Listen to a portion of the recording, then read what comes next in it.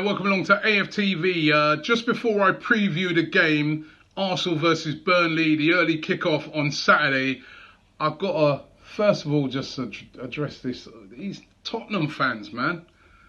For the last couple of days, they've been in my ears, they've been in my inbox, everywhere I've turned, they've come out of the woodwork, they've been giving it all this and that.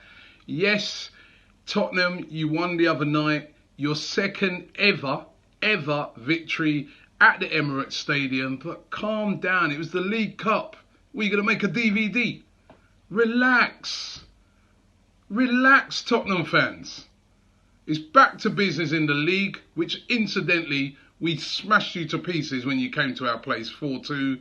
You've beaten us in the League Cup. A cup where teams rest players and other players come in. You beat us, fair play to you. You beat us in that.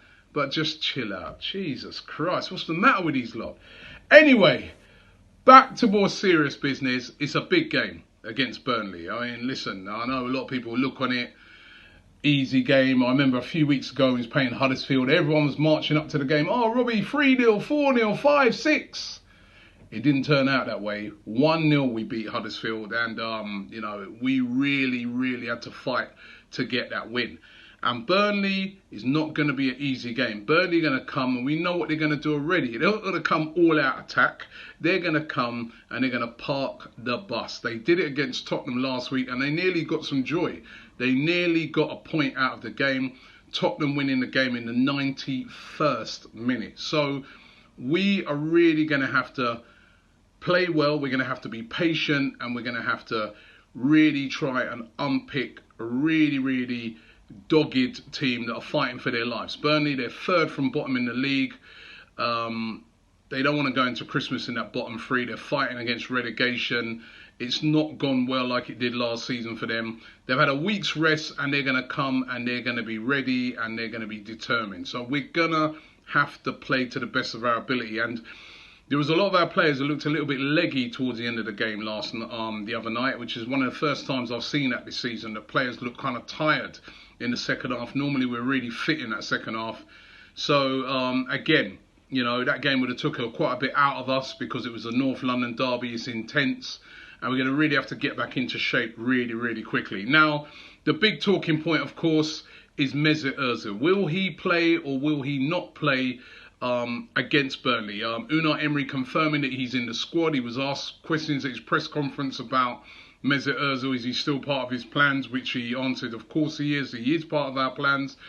Who knows whether he is or not? Who knows what's been going on behind the scenes? But for me, Mesut Ozil has to play in the game against Burnley. It's just the sort of game where he excels, where you get a team that are really hard to break down, and he can unpick it. And plus as well, with all the controversy that's been flying around him this week, I really do think that he'll be determined to come into this game and show people exactly what he can do. So for me, Mesut Ozil is essential that he starts in this game, and I think he will. Henrik Mkhitaryan, we know, is going to be out injured in this game. So Mkhitaryan's already out. There's doubts already. Well, Bellerin, I don't think will figure, so he's going to be out. So again, we're going to have a bit of a makeshift team. Now, does Maitland-Niles come in at right back, or do we go with Lichtsteiner? He had a stinker the other night, Maitland-Niles. I think Lichtsteiner, if he is fit, will start in this game. Monreal, Socrates is back, of course. And there's still a doubt over Mustafi. So who plays in that centre-back position? Would it be Lauren Koscielny? He's going to have to defend a hell of a lot better than what he's shown so far since he's come back. Or do we move Xhaka into that position? Hopefully not. That does not work. Xhaka's got to go back into midfield alongside Lucas Torreira. I put Ozil in there. Then you can get Iwobi. If Mkhitaryan's out, Iwobi almost certainly will start. I'd have Aubameyang and Lacazette from the start. Let's go for it. Let's go with firepower.